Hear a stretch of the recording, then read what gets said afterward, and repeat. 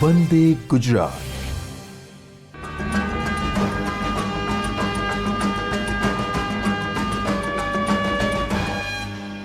સુપ્રભાત.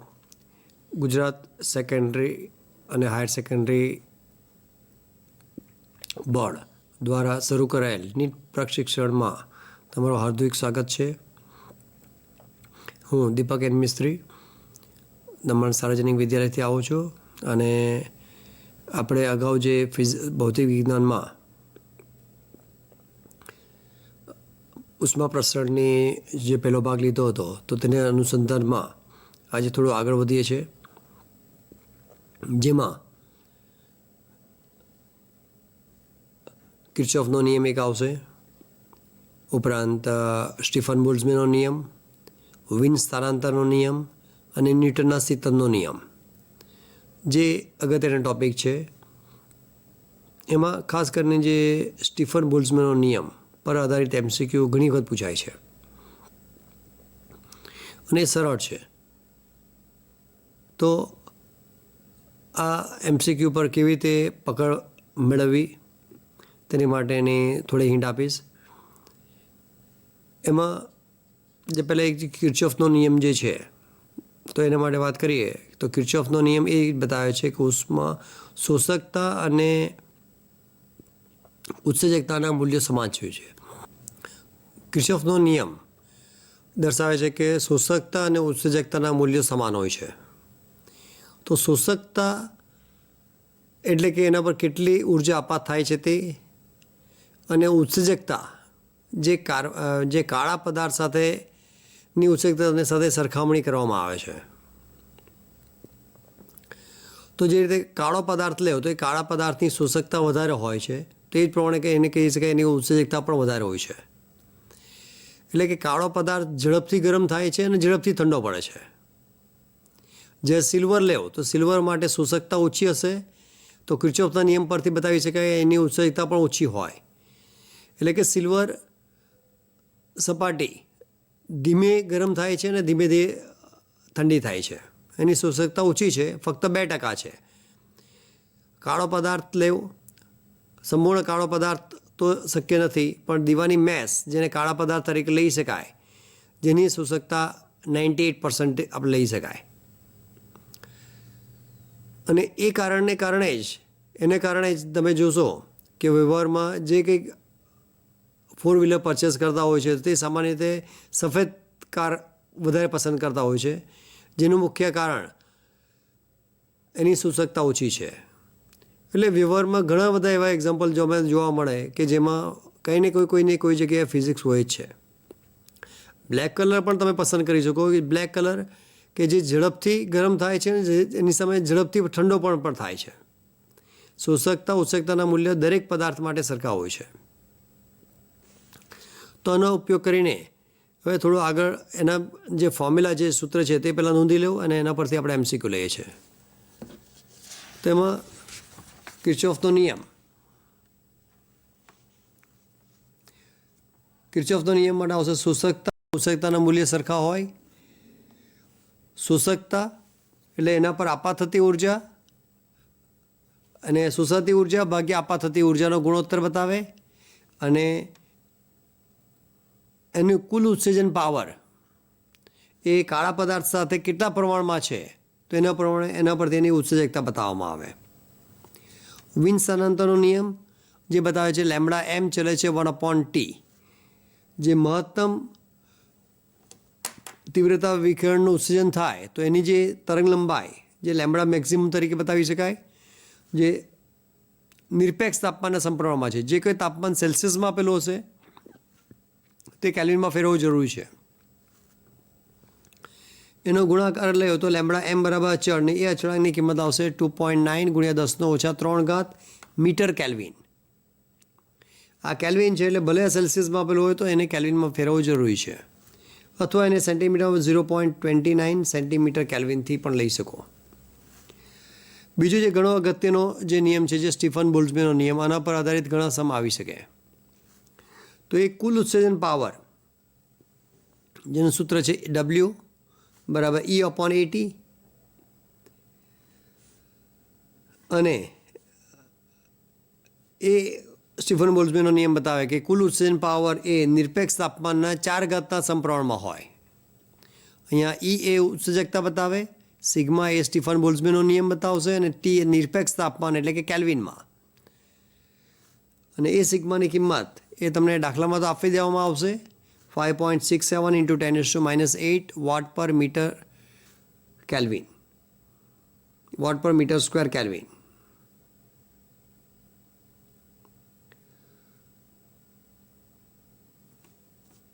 કેલ્વિનનો 4 ઘાત અહીંયા. અને બીજો આવશે કે કોઈપણ પદાર્થને જો વાતાવરણમાં મૂકવામાં આવે તો એ ઠંડો પડે છે.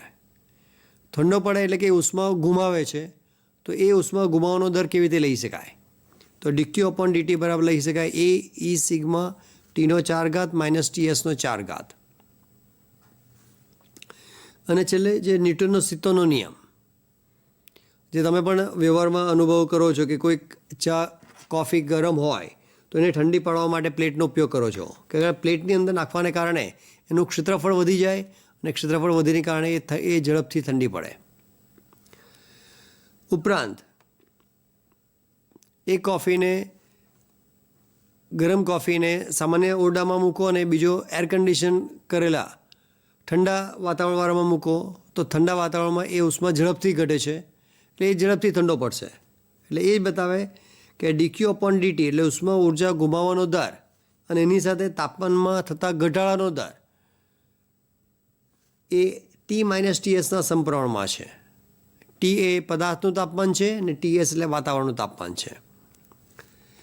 અહીંયા આગળ ઋણ ચિહ્ન મૂકવાનું કારણ છે કે સમય સાથે તાપમાનમાં ઘટાડો થાય છે એટલા માટે માઇનસ સાઇન આવે છે. અને એના આધારે જે MCQ પૂછાય છે. તો એના માટે પહેલો જે MCQ લઈએ છીએ કે નીચે દર્શાવેલ આલેખ FM વિરુદ્ધ T અને આલેખમાં કયો વક્ર સંપૂર્ણ કાળા પદાર્થ માટે છે એમ કહી શકાય?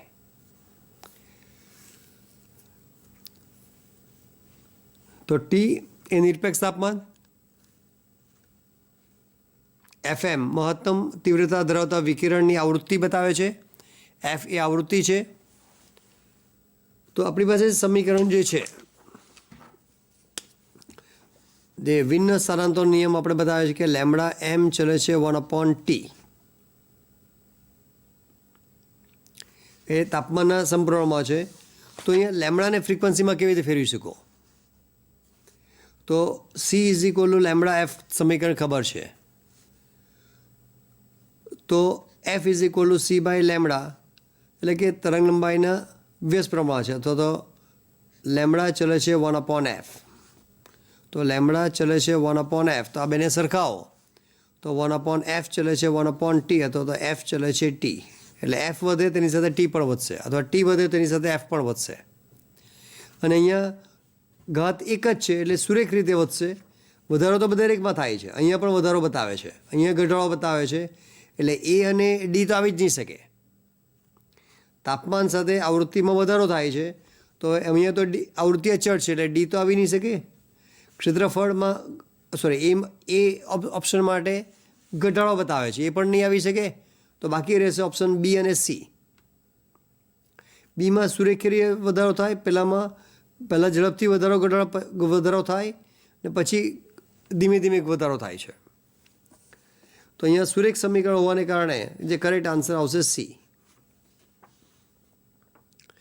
એટલે આવૃત્તિ સાથે તાપમાનમાં કેવી રીતે ફેરફાર થાય તો આ સમીકરણના આધારે તમે વિકલ્પ પસંદ કરી શકો C. એ જ રીતે એક બીજો MCQ લઈએ છે કે 1227 સેલ્સિયસ તાપમાને તો રહેલો કાળો પદાર્થ, એટલે પહેલાં તો કાળો જે સેલ્સિયસ છે એને કેલ્વિનમાં ફેરવવો પડશે. 1227 + 273 તો એ આવશે 1500 કેલ્વિન. તો એ 5000 એંગસ્ટ્રોમ તરંગ લંબાઈના વિકિરણનું ઉત્સર્જન કરે છે. જો તેનું તાપમાન 1000 સેલ્સિયસ જેટલું વધારવામાં આવે, એટલે કે આ પ્રારંભિક તાપમાન છે T2, એટલે જે તાપમાન છે તેમાં 1000નો વધારો કરવામાં આવે તો એનો 2000 કેલ્વિન થશે, 2500 કેલ્વિન થશે. તો વિકિરણની તરંગ, તો કેટલી તરંગ લંબાઈવાળા વિકિરણનું ઉત્સર્જન કરશે? તો જે સમીકરણ આપણે લઈએ છીએ લેમ્બડા એમ ચલે છે 1/T, તો લેમ્બડા એમ 2 ભાગ્યા lambda M 1 is equal to T1/T2. તો લેમ્બડા એમ 2, લેમ્બડા એમ 1ની કિંમત આપેલી છે 5000 એંગસ્ટ્રોમ ને T1ની કિંમત છે 1500 ને T2ની કિંમત આવશે 2500. બે કર થઈ જશે તો એનો આન્સર આવશે 3000 એંગસ્ટ્રોમ. આ 5 અહીંયા કર થઈ જશે એટલે 3000 એંગસ્ટ્રોમ. એટલે તાપમાન વધવાને કારણે તરંગ લંબાઈમાં ઘટાડો થાય છે. તો અહીંયા તમે 4 ઓપ્શન જોશો તો તાપમાન અહીંયા 5000 છે, 5000 એટલે આ તો આવી જ નહીં શકે. તાપમાન વધવાને કારણે તરંગ લંબાઈ ઘટે છે તો અહીંયા 5000 છે, અહીંયા 6000 એટલે આ પણ નહીં આવી શકે. તો બાકી બે ઓપ્શન રહેશે 3000 અને 4000. તો એમાંથી કરેક્ટ આન્સર બનશે 3000 એંગસ્ટ્રોમ. એટલે લગભગ ઘણા ખરા એવા ઓબ્જેક્ટિવમાં તમને બે ઓબ્જેક્ટિવ ઘણા નજીક હશે ને બાકીના બે ઓબ્જેક્ટિવ જે રોંગ જ હશે, જે કોઈ સંજોગમાં આવી શકે નહીં. તો એવા MCQ આ રીતે ઓપ્શન સિલેક્ટ કરીને તમે એનો આન્સર મેળવી શકો. હા, બીજું એક લઈએ છીએ, જો સંપૂર્ણ કાળા પદાર્થનું તાપમાન 50% વધારવામાં આવે, સંપૂર્ણ કાળા પદાર્થનું તાપમાન 50% વધારવામાં આવે તો ઉત્સર્જિત વિકિરણમાં કેટલો ટકાનો વધારો થાય? ઉત્સર્જિત થતા વિકિરણ 4 ઓપ્શન છે, 100, 200, 400 અને 800. તો પહેલાં જે સ્ટીફન બોલ્ટ્ઝમેનનો જે નિયમ આપણે અગાઉ લીધો છે, આ નિયમ Stephen Boltzmann W = E/AT E sigma T નો 4 ઘાત. તો આ સમીકરણ પરથી તમે લઈ શકો કે અહીંયા E ચલે છે T નો 4 ઘાત અને બીજો આવશે ક્ષેત્રફળ A એટલે πr². તો એને આમ પણ લઈ શકાય E ચલે છે r²T⁴. આના પર આધારિત ઘણા બધા MCQ બની શકે. તો અહીંયા ફક્ત તાપમાન ઉલ્લેખ કરેલો છે. તો ફરીથી સમીકરણ લખીએ છીએ W = E/AT = E sigma T⁴. ક્ષેત્રફળમાં એમાં કોઈ ફેરફાર કરતા નથી એટલે E ચલે છે તમે કહી શકો T નો 4 ઘાત. તો T1 ને આપણે 100 તરીકે લઈએ તો એમાં 50%નો વધારો. એટલે આવા વધારા ઘટાડામાં ઘણા અલગ અલગ રીતે કરી શકાય, પણ 100% લેવો તો એને આધારે 50%ની કિંમત સહેલાઈથી મળી શકે કે 100ના 50% લેવો તો એ આવશે 50, તો આવશે 150. કેટલાક આને 1 તરીકે લે છે ને પેલું 50% એટલે 0.5, તો 1 + 0.5 એટલે 1.5 તરીકે લઈ શકાય. પણ એ કરતાં આ થોડું સરળ પડશે. તો ગુણોત્તર E2/E1 એટલે T2/T1 નો 4 ઘાત. તો T2ની કિંમત છે 150 ભાગ્યા 100 તેનો 4 ઘાત, તો એ આવશે 1.5 નો 4 ઘાત. હવે ઘણાને એવો અને અર્થ થશે કે 1.5 નો 4 ઘાત કેવી રીતે કરવો? 15 × 15 એટલે 225 ગુણ્યા 225 ગુણ્યા 15 ગુણ્યા 15. તો એ બધું કરવા કરતાં 1.5 માટે આપણે અગાઉ પણ લીધું છે 3/2 પણ લઈ શકો. 3/2 નો અર્થ પણ 1.5 થાય છે. તો 3/2 નો 4 ઘાત, 3 નો 4 ઘાત એટલે 81, 2 નો 4 ઘાત એટલે 16. તો અહીંયા તમે જોશો તો 1685 એટલે આ જે કિંમત આવશે એ 5 કરતાં થોડીક વધારે આવશે, પણ એને તમે 5 તરીકે નજીકમાં લઈ શકો. તો E2/E1ની કિંમત આવશે 5. તો પ્રતિશત ફેરફાર જે આપણે અગાઉ પણ લખ્યું છે ΔE/E ગુણ્યા 100%, એટલે એને આમ પણ લખી શકાય E2/E1 - 1 ગુણ્યા 100%. જે ગુણોત્તર આવે તો E2/E1ની કિંમત 5 ઓછા 1 ગુણ્યા 100%, એટલે કે 400% આપણે લઈ શકાય. એટલે જે ઓપ્શન આવશે તેમાં 400% એ એનો કરેક્ટ આન્સર આવશે. એટલે ફરીથી આવા જે MCQ હોય છે એ MCQ માટે તમે 1 લેવો, 1 પ્લસ 0.5 તો 1.5 જ આવશે. 1.5 અહીંયા પણ એ જ આપણને મળે છે, પણ પર્સન્ટેજ માટે 100 લેવાથી એ દાખલો એ MCQ વધારે સરળ બની શકે. એ જ રીતે 50%નો ઘટાડો કરવામાં આવે કે 20%નો ઘટાડો કરવામાં આવે તો 100 - 20 લઈ શકો તો 80 આવશે. તાપમાન ઘટશે તો ઉર્જા પણ ઘટાડો થશે, એટલે અહીંયા આ જે ગુણોત્તર આવશે, ધારો કે 20%નો ઘટાડો હોય તો એ 20%ના ઘટાડા માટે આપણે લખવું હોય તો એ લખી શકાય T1 100, T2 બરાબર 100 - 20, તો એ આવશે 80. તો એ ચલે છે T², તો E2/E1 બરાબર T2/T1નો વર્ગ, એટલે 80/100નો વર્ગ, એટલે 0.8, 0.8નો 4 ઘાત. ફરીથી T1ની કિંમત 100, T2ની કિંમત આવશે 100 - 20, એટલે 80 આવશે. તો E ચલે છે T², તો E2/E1ની કિંમત આવશે T2/T1નો 4 ઘાત. એ કિંમત મૂકી દો તો 0.8નો 4 ઘાત, ને એનો પછી પ્રતિશત ફેરફાર, એટલે E2 - E1 -1 ગુણ્યા 100%. સીધું પ્રતિશત ફેરફાર તમે આ રીતે બતાવી શકો. પ્રતિશત ફેરફાર બરાબર E2/E1 -1 ગુણ્યા 100%. એટલે આનો વર્ગ અને 4 ઘાત કરો, તેમાંથી -1 કરો, મલ્ટીપ્લાય 100 કરો, એટલે સીધો આન્સર તમને મળી શકે. એટલે વધારો હોય તો પ્લસ, ઘટાડો હોય તો માઇનસ, એ રીતે તમે બીજા MCQ કરી શકો. એ ટાઈપનો એક બીજો પ્રશ્ન લઈએ છે કે જે જ્યારે સંપૂર્ણ કાળા પદાર્થના તાપમાનમાં ખાલી જગ્યા ટકાનો વધારો કરવામાં આવે તો તરંગ લંબાઈમાં 30%નો ઘટાડો થાય. તરંગ લંબાઈમાં 30%નો ઘટાડો થાય તો અહીંયા આગળ તરંગ લંબાઈ અને તાપમાન, તો એના પર આધારિત સમીકરણ છે. λm ચલે છે 1/T.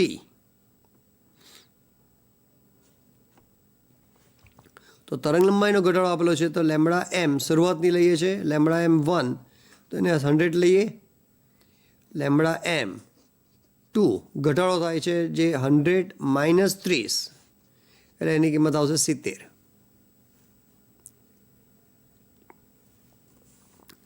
તો તાપમાનમાં આપણે ફેરફાર લેવો છે, તો આને આમ પણ લઈ શકાય T ચલે છે 1/λ, એટલે T2/T1 is equal two λm1/λm2, તેનો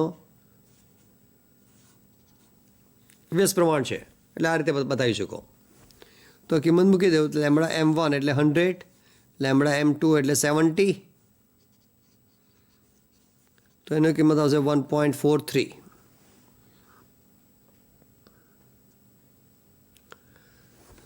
તો જે આપણે પ્રતિશત ફેરફાર માટે બે સમીકરણ લખી શકો. એક તો T2 - T1 ભાગ્યા T1 ગુણ્યા 100% લખી શકો, અથવા T2 - T1 -1 ગુણ્યા 100% લખો. આપણે અગાઉ પણ લઈએ છીએ, વારંવાર રિપીટ કરું છું. તો T2 ભાગ્યા T1 -1 ગુણ્યા 100%, તો એની કિંમત 1.43 - 1 ગુણ્યા 100%, તો એનો અર્થ થશે કે 43%.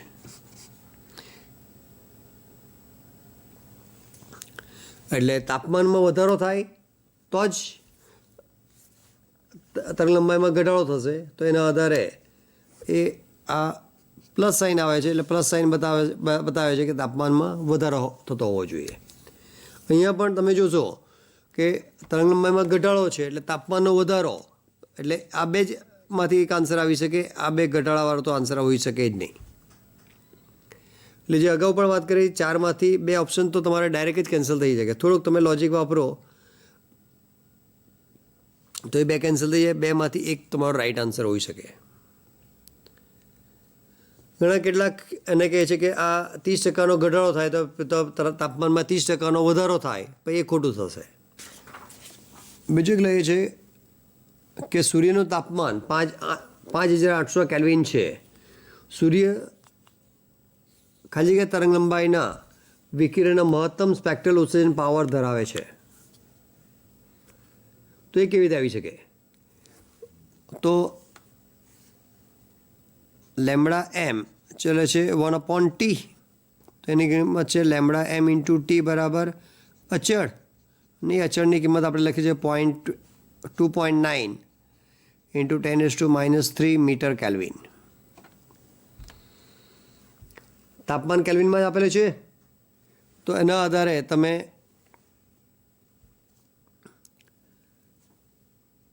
કેટલી મહત્તમ તરંગ લંબાઈ શોધવાની છે. તો lambda M is equal to 5.9 × 10⁻³ ભાગ્યા 5800. So 2.9. તો આને આમ લખીશું 29 ઇન્ટુ 10⁻⁴ ભાગ્યા 58 × 10⁻², તો 59 1 અને 2 એટલે કે 1/2 એટલે 0.5 × 10⁻⁶ -4 ઉપર જશે એટલે -2 એટલે કે 5 ઇન્ટુ 10⁻⁷. આ મીટરમાં આવશે કારણ કે અહીંયા આપણે મીટરમાં લીધું છે, તો એને એંગસ્ટ્રોમમાં ફેરવવું છે કારણ કે આન્સર બધા આપણે એંગસ્ટ્રોમમાં આપેલા છે. તો 1000થી ગુણાકાર અને 1000થી ભાગાકાર ઇન્ટુ 10⁻⁷ આ ઉપર જશે એટલે 5000 × 10⁻⁻10 મીટર એટલે કે 5000 એટલે જે આ 4 ઓપ્શન છે એ 4 ઓપ્શનમાં કરેક્ટ આન્સર બનશે 5000 એંગસ્ટ્રોમ. બીજું એક લઈએ છીએ કે 0 ડિગ્રી સેલ્સિયસ તાપમાને કુલ ઉત્સર્જન પાવર W1 છે, તો 546 તાપમાને કુલ ઉત્સર્જન પાવર કેટલો હશે? તો અગાઉ પણ આપણે વાત કરી કે સ્ટીફન બોલ્ટ્ઝમેનનો નિયમમાં જે કંઈ તાપમાન હશે તે હંમેશા કેલ્વિનમાં જ છે, તો એ કેલ્વિનમાં જે તાપમાન હશે તેને કેલ્વિનમાં ફેરવવું પડશે. T1 0 ડિગ્રી સેલ્સિયસ પ્લસ 273 એટલે 273 કેલ્વિન. T2 બરાબર 546 પ્લસ 273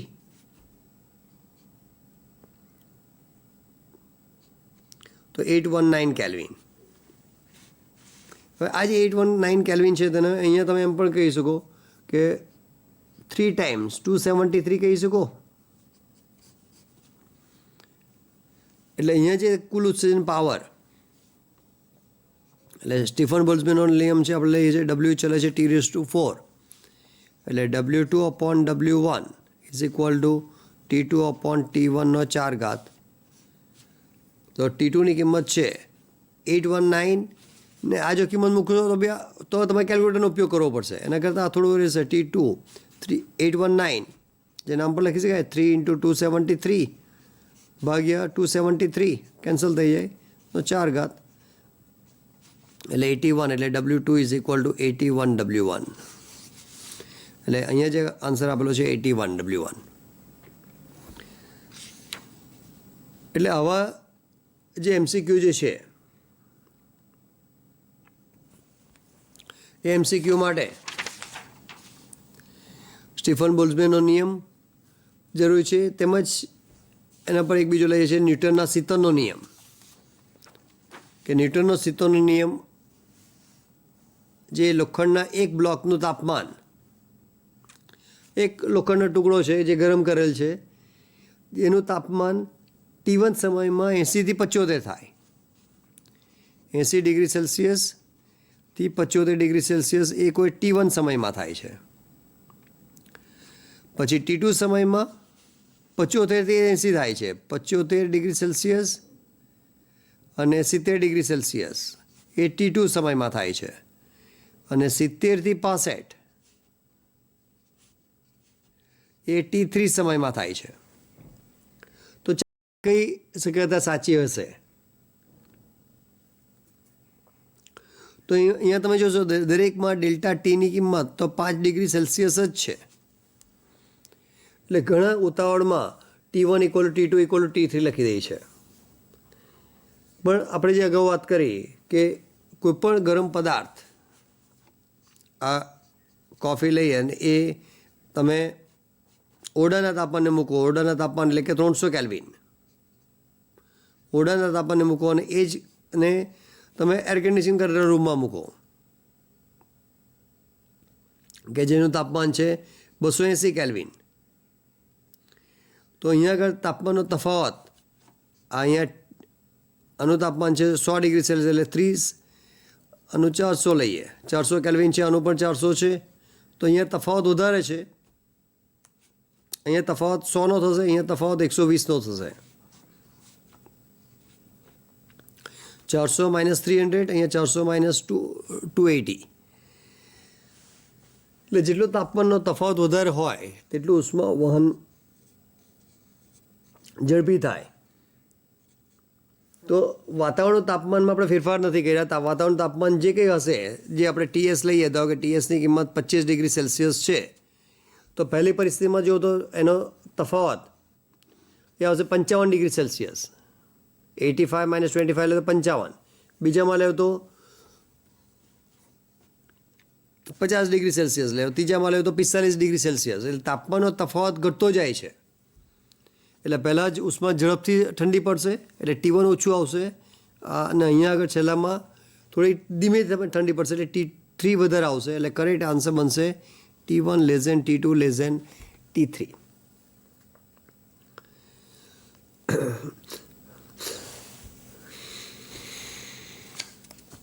તો આ રીતે જે કેટલા સમયમાં એનો ઘટાડો થાય છે તો એ બતાવવા માટે અહીંયા ગૂંચવવા માટે ઘણા એવા વિકલ્પ આપેલા હશે, પણ એ થોડુંક વિચારીને તમે આન્સર આપવો પડશે. અને આવા MCQ માટે જો તમે પ્રેક્ટિસ કરી હોય તો <1 મિનિટમાં તમે 1 મિનિટ કરતાં પણ ઓછા સમયમાં એનો વિકલ્પ આપી શકો. એક ન્યૂટનના નિયમ પર આધારિત એક બીજો સમ લે છે. એક પાત્રમાં રહેલો પદાર્થ 2 મિનિટમાં 94 થી 86 થાય છે, અને તો 71 થી 69 ઠંડુ પડવા માટે કેટલો સમય લાગશે? 2 મિનિટનો અર્થ થશે 120. જગ્યા પર વાત કરીએ કે અહીંયા ઓરડાનું તાપમાન છે 20, આ 94 છે, 94 થી 20. અહીંયા તાપમાનનો તફાવત વધારે છે. 71 થી લેવું તો એ તાપમાનનો તફાવત થોડોક ઘટશે. એટલે અહીંયા આગળ જે આન્સર આવશે તે 2 મિનિટ કરતાં વધારે આવશે. 2 મિનિટ એટલે 120 સેકન્ડ. તો એ જે આન્સર, તો એના માટે એ 4 ઓપ્શન આપેલા છે, બંને કરતાં ઓછા આપેલા છે, 60, 14, 28 અને 42. જે આપણે અગાઉના MCQમાં લીધો કે 94 થી 86 માટે જે સમય લાગશે તે કેટલો આવશે? તો એના માટે જે માઇનસ જે ન્યૂટનનો સીતોનો નિયમ dq/dt ચલે છે, માઇનસ dt/dt ચલે છે T - TS. તાપમાનના તફાવતના સમપ્રમાણમાં હોય તો એને આ રીતે લખી શકાય, dt/dt = K T - TS. તો અહીંયા અચળાંક આપણે Kની કિંમત પહેલાં શોધવી પડશે. તો શરૂઆતમાં જે આપણે લઈએ છીએ 94 થી 86નો ઘટાડો થાય છે. તો એ ઘટાડા માટે જે તફાવત લેવો તો એ તફાવત આવશે અંતિમ માઇનસ પ્રારંભિક, 86 - 94. તો એની કિંમત આવશે -8 ડિગ્રી સેલ્સિયસ. અને સમય જે આપેલો છે dt એટલે 120 સેકન્ડ. 2 મિનિટ તેનો અર્થ થશે 120 સેકન્ડ. હવે ટી કયું લેવાનું? આ બે કિંમત મળી ગઈ, ટી બાકી છે. તો ટીની કિંમત આપણે લેવી પડશે. 94 પણ લઈ શકાય નહીં, 86 પણ લઈ શકાય નહીં, બંનેનો સરેરાશ લેવો પડશે. 94 + 86/2 તો 180/2 એટલે એની કિંમત આવશે 90. તો આ જે કિંમત અહીંયા મૂકી દો તો -8/120 = K. ટીની કિંમત છે, ટી આપણને લીધા 90 અને TSની કિંમત છે વાતાવરણ ઓરડાનું તાપમાન જે 20 ડિગ્રી સેલ્સિયસ. તો 8/120 ગુણ્યા 70 ઇઝ ઇક્વલ ટુ કે. તો આનો સદરો આપી શકાય 15 180, તો કેની કિંમત આવશે 15 ગુણ્યા 7 1050 એ કેની કિંમત આવશે. તો આજે પહેલો ભાગ લીધો. હવે સેકન્ડ ભાગમાં કેની કિંમત આપણે મૂકવી પડશે. તો સેકન્ડ ભાગ છે આપણે અહીંયા લેવાનું છે 71 થી 69 માટે કેટલું લેવાનું છે તે 71 થી 69 કરવું છે. તો એના માટે સમય કેટલો આવશે તે શોધવાનો છે. તો સમીકરણ તો આજે ઉપયોગ થશે dt upon dt is equal two કે ટી માઇનસ ટીએસ. તો ફરીથી ડીટીની કિંમત એટલે અંતિમ માઇનસ પ્રારંભિક 69 માઇનસ 21 71 એટલે -2 ડિગ્રી સેલ્સિયસ.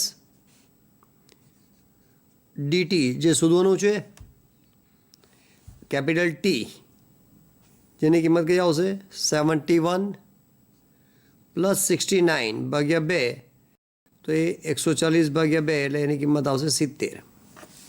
તો એ બધી કિંમત મૂકી દો તો -8 એટલે -2 upon DT is equal two કે એટલે 1050 ટીની કિંમત છે 70 માઇનસ 20 એટલે કે 2 upon DT is equal two 50 ભાગ્યા 1050 તો કેન્સલ થઈ જશે એટલે 1 અપોન 21 21 ગુણ્યા 5 કરો તો 105 થાય. તો એના પરથી ડીટી લખી શકાય 21 ગુણ્યા 2 એટલે આવશે 42 સેકન્ડ. તો આજે આન્સર આવશે એ 42 સેકન્ડ થશે. અહીંયા તમે જોશો કે પહેલાં 94 થી 86 લઈએ છીએ કે જેમાં તાપમાનનો તફાવત 8નો છે. અહીંયા આગળ તાપમાનનો તફાવત ફક્ત 2 ડિગ્રી સેલ્સિયસનો છે. એટલે અહીંયા જો તાપમાનનો તફાવત 8 કરતાં વધારે લેવો તો સ્વાભાવિક છે કે એ સમય 2 મિનિટ કરતાં વધી જશે 120 કરતાં વધારે આવશે. એટલે અહીંયા આગળ તાપમાનનો તફાવત અલગ હોવાને કારણે એ સમય એ 120 કરતાં જે અલગ ઓછો આવે છે તેનું કારણ કે તાપમાનનો તફાવત બંને માટે અલગ અલગ છે. અગાઉ જે આપણે MCQ લીધો તેમાં તાપમાનનો તફાવત દરેક માટે એક સરખો હતો. જે અગાઉ આજે આપણે લીધો 80 થી 75 75 થી 60 70 થી 65 દરેકમાં તાપમાનનો તફાવત 5 ડિગ્રી સેલ્સિયસ હતો. તો એટલા માટે અહીંયા તાપમાન એટલે T1 ઓછું આવશે અને T3 વધારે આવશે. અહીંયા તાપમાનનો તફાવત અલગ છે એટલા માટે એનો આન્સર આવશે 42.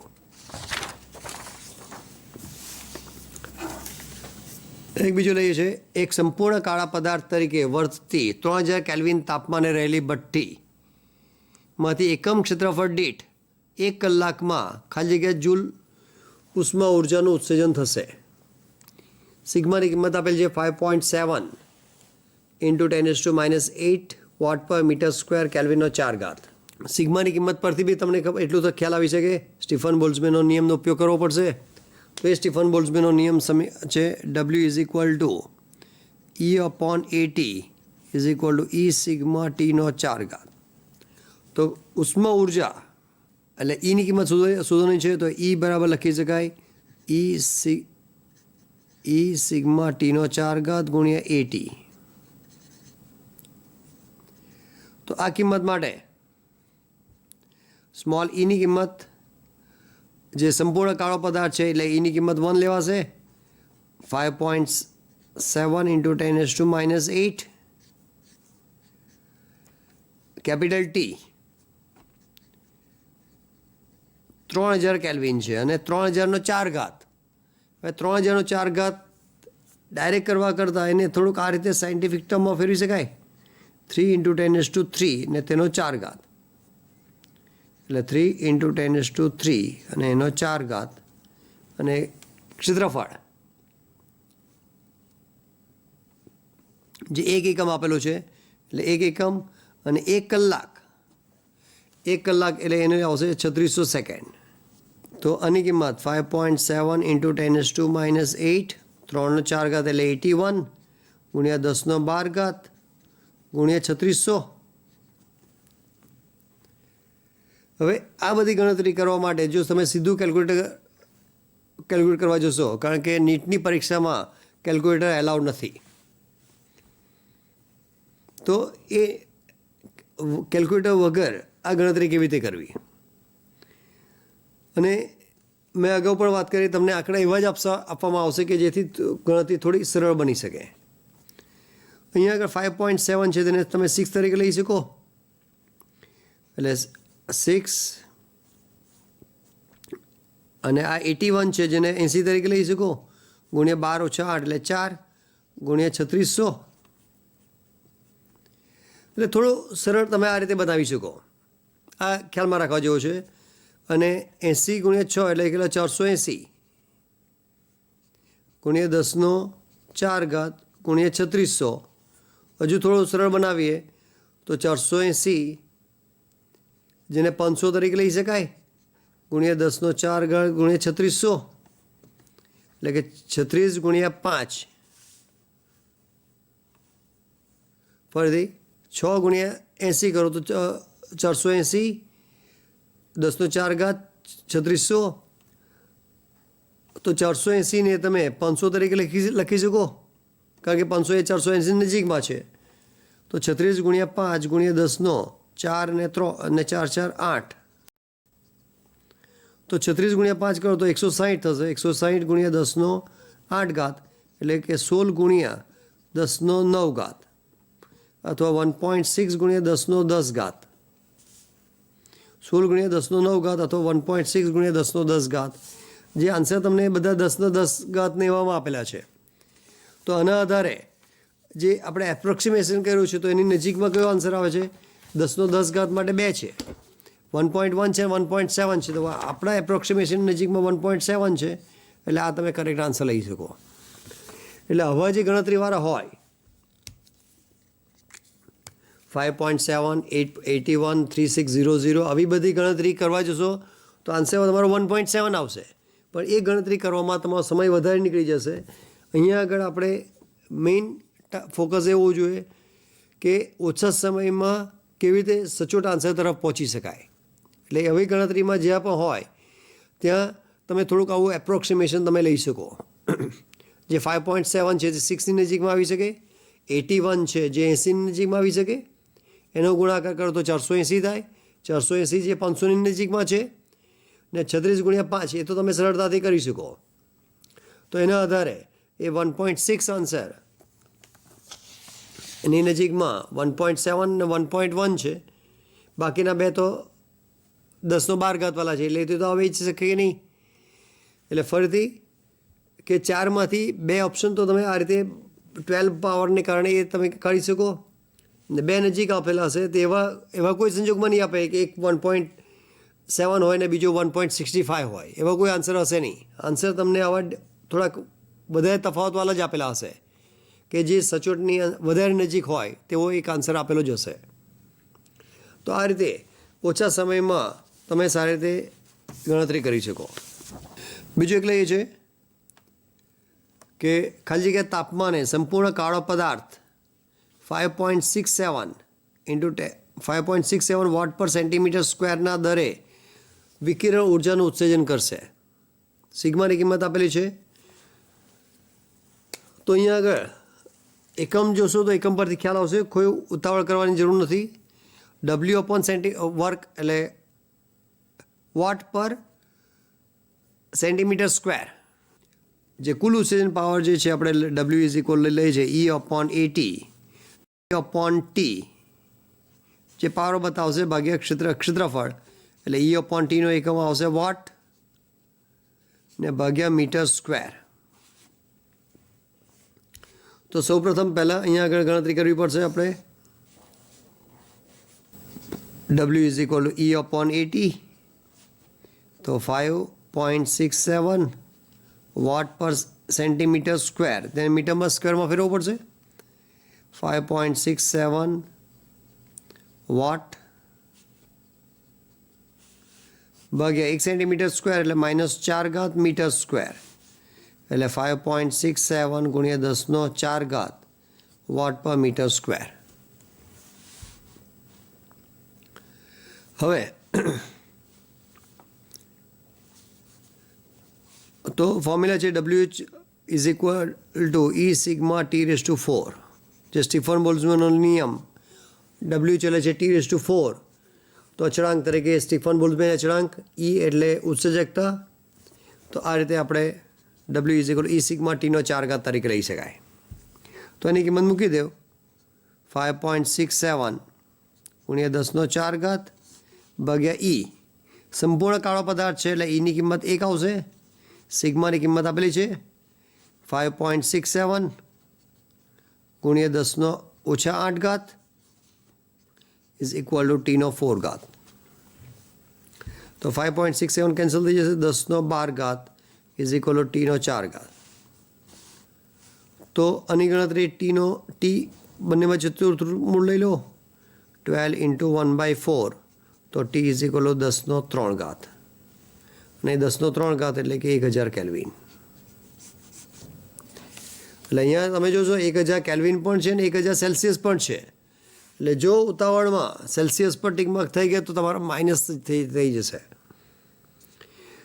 એટલે આવા ઓપ્શનમાં કેલ્વિન વાળું જે કરેક્ટ હોય એટલું તો તમને ખબર હોવી જોઈએ કે તાપમાન, નિરપેક્ષ તાપમાન કયું હોઈ શકે.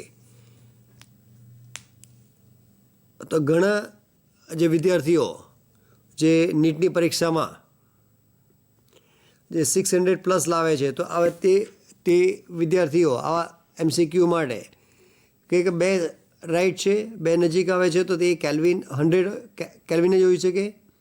તો એ ગણતરી કરીને સીધું કેલ્વિન પર કોઈ પણ ગણતરી કર્યા વગર 100 કેલ્વિન પર ટિક માર્ક કરી નાખે છે ને એ રાઈટ પડી જાય છે.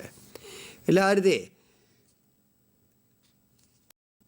પ્રેક્ટિસના આધારે આપણને ખબર છે કે એ આના માટે આ એક જ આન્સર આવી શકે. તો ઓપ્શન આ જ આવે હોય જરૂર નથી, ઓપ્શન તમને બદલે પણ આ રીતે એક વખત જો પ્રેક્ટિસ કરી હોય ને એ સમ આવી જાય તો તમે એના આન્સરમાં પૂરેપૂરા માર્ક્સ મેળવી શકો.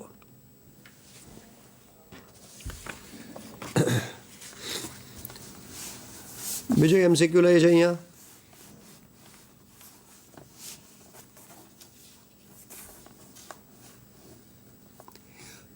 6 સેન્ટીમીટર અને 18 સેન્ટીમીટર ત્રિજ્યા ધરાવતા બે ગોળાઓ છે અને A અને B માંથી ઉત્સર્જિત થતા વિકિરણની મહત્તમ તરંગ લંબાઈ અનુક્રમે 500 નેનોમીટર અને 1500 નેનોમીટર છે. 500 અને 1500 નેનોમીટર છે. A અને Bને સંપૂર્ણ કાળા પદાર્થ તરીકે ગણવામાં આવે તો કુલ સ્પેક્ટ્રમ ઉત્સર્જન ઉર્જાનો ગુણોત્તર કેટલો હશે? EA/EB.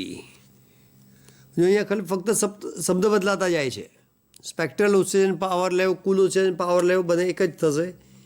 બંનેનો તફાવત એક જ છે કે સ્પેક્ટ્રલ ઉત્સર્જન પાવર એટલે કોઈ ચોક્કસ તરંગ લંબાઈ માટે એ ઉત્સર્જન પાવર ગણાશે, જે કુલ ઉત્સર્જન પાવર એટલે બધી તરંગ લંબાઈ માટે એમાં આવી જશે. તો એ ગણતરી કેવી રીતે કરવી? તો અહીંયા આગળ બંનેની ત્રિજ્યા આપેલી છે R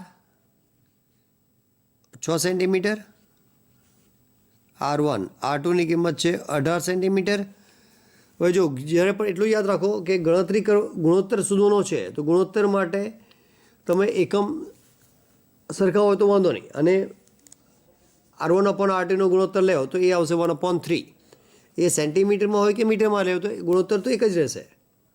બંનેને મીટરમાં ફેરવીને ગુણોત્તર લેવો કે R1/R2નો ગુણોત્તર લેવો, એ એક ગુણોત્તર સરખો જ આવશે. તરંગ લંબાઈ λ1 500 નેનોમીટર, λm2 1500 નેનોમીટર. તો EA/EB હવે એને આપણે કેવી રીતે બતાવી શકાય? જો સમીકરણ લઈએ છીએ W is equal two E/AT is equal to E sigma T⁴. તો E બરાબર આપણે Eનો ગુણોત્તર લેવાનો છે, કુલ ઉત્સર્જન ઉર્જા એટલે કેપિટલ E, તો એ આવશે E સિગ્મા T⁴ ગુણ્યા AT. ક્ષેત્રફળ નથી આપેલું, ક્ષેત્રફળની જગ્યાએ ત્રિજ્યા આપેલી છે, તો એ લખી શકાય E sigma T⁴ pi R square into T, તો એ ચલે છે ટીનો 4 ઘાત ગુણ્યા આરનો વર્ગ. તો મૂકી દો તો એ અપોન ઈ બી, એ અપોન બી, એ અપોન ઈ બી એટલે કે આર E1 અપોન E2 એને બી લખી શકો અથવા તો એને R1 R2 તરીકે લખી શકો. તો એ T1 અપોન T2 નો 4 ઘાત R1 અપોન R2 નો વર્ગ. તો T1 અહીંયા તાપમાનની જરૂર છે, અહીંયા આગળ તમને તરંગ લંબાઈ લેમડા આપેલી છે, તો હવે કેવી રીતે લાવશો? તરંગ લંબાઈ પરથી લેમડા કેવી રીતે મળશે? થોડો વિચારો, ખ્યાલ આવશે. એને માટે ફરીથી પાછા વિન સ્થાનાંતરનો નિયમનો ઉપયોગ કરવો પડશે. જે વિન સ્થાનાંતરનો નિયમ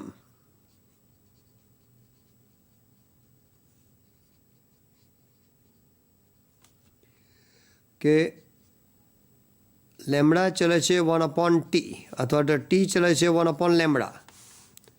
તો T1 અપોન T2 તો એની કિંમત આવશે lambda M2 upon lambda M1. તો લેમડા M2ની કિંમત છે 1500 ભાગ્યા 500, તો એનો ગુણોત્તર આવશે 3. એટલે T1 અપોન T2ની કિંમત જે તમે 3 લઈ શકો. તો T1 અપોન T2 એટલે 3 નો 4 ઘાત, R1 અને R2, R1 છે 6, R2 છે 18 ને તેનો વર્ગ એટલે 3 નો 4 ઘાત ગુણ્યા 1 અપોન 3 નો વર્ગ. તો હવે સદરો આપો 3 નો વર્ગ આવશે, 3 નો વર્ગ એટલે 9.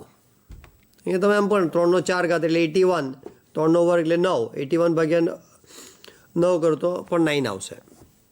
એટલે એ જે ગુણોત્તર જે 4 ઓપ્શન આપેલા છે એ ઓપ્શનમાં તમે એ ગુણોત્તર આવશે 9:1. અહીંયા પણ તમે જોશો 1:9 છે, 9:1 છે.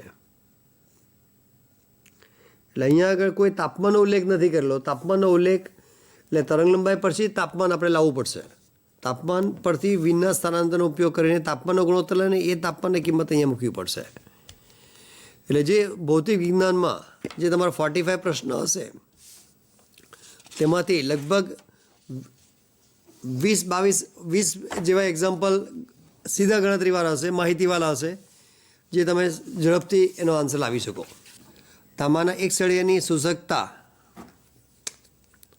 જે 40% છે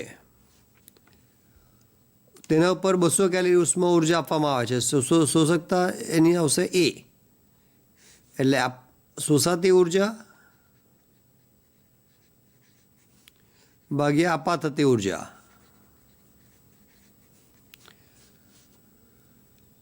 તો એની શોષકતા 40% છે, એ બરાબર 40%, એટલે એનો અર્થ થશે 0.4.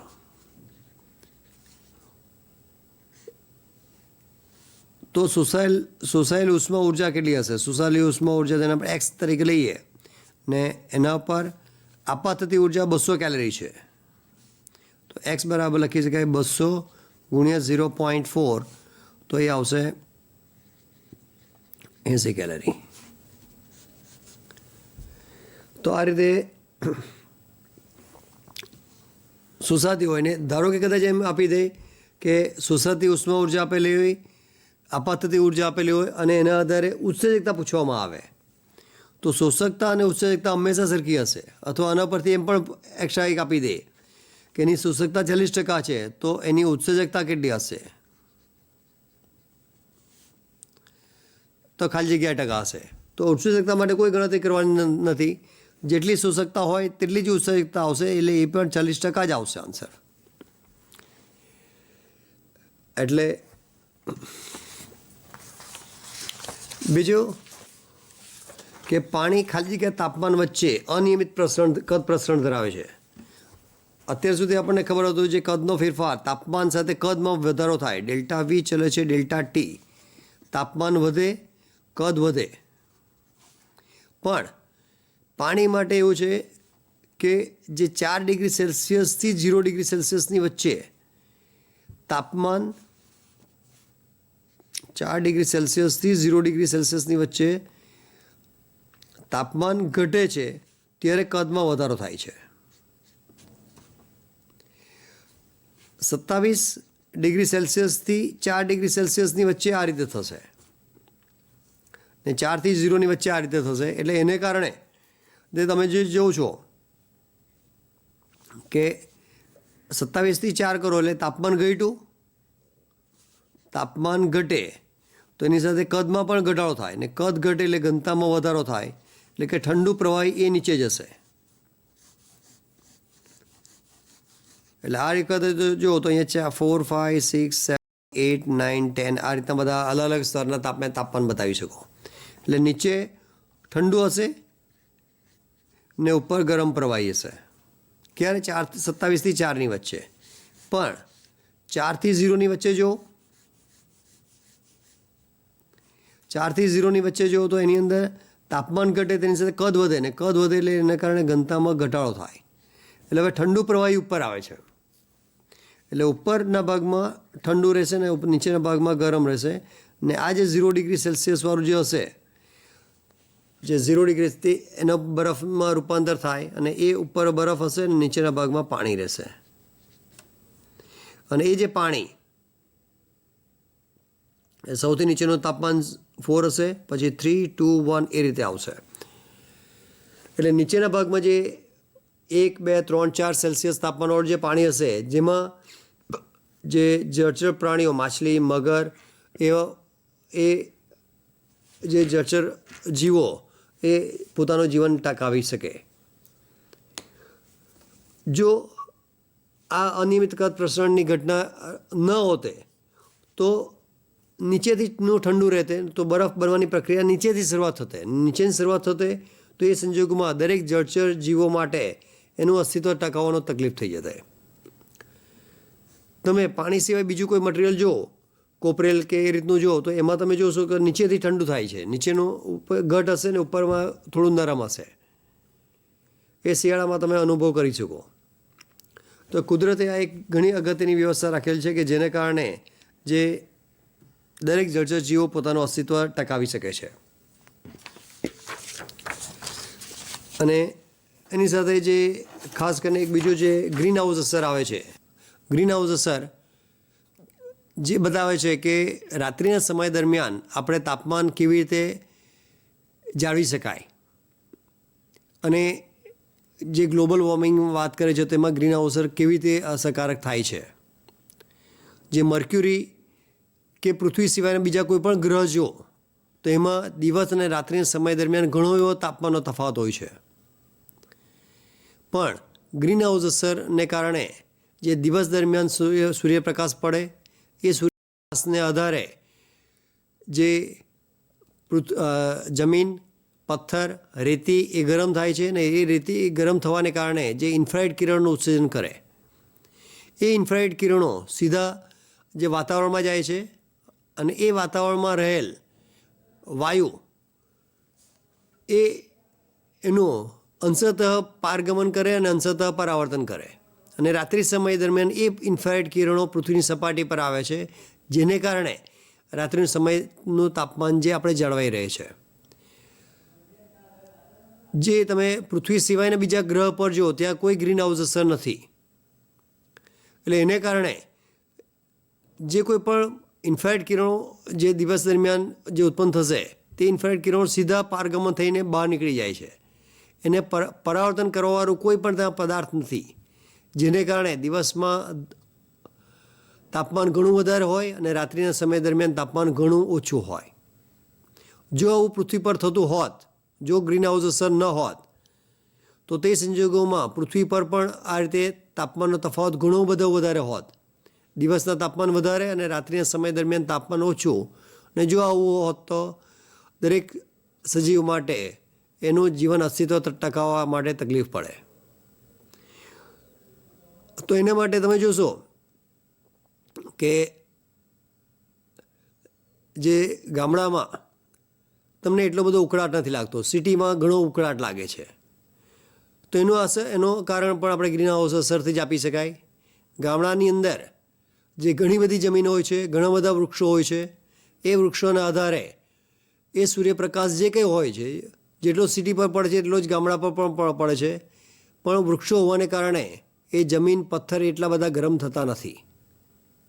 જ્યારે સિટીમાં વૃક્ષોની સંખ્યા ઓછી છે, કોન્ક્રીટ મટીરિયલ વધારે છે, ઘણા બધા બિલ્ડિંગો છે, તો એ બિલ્ડિંગની જે ટેરેસ હોય છે એ બધું ગરમ થાય છે, અને ગરમ થવાને કારણે દરેક ઇન્ફ્રારેડ કિરણનું ઉત્સર્જન કરે.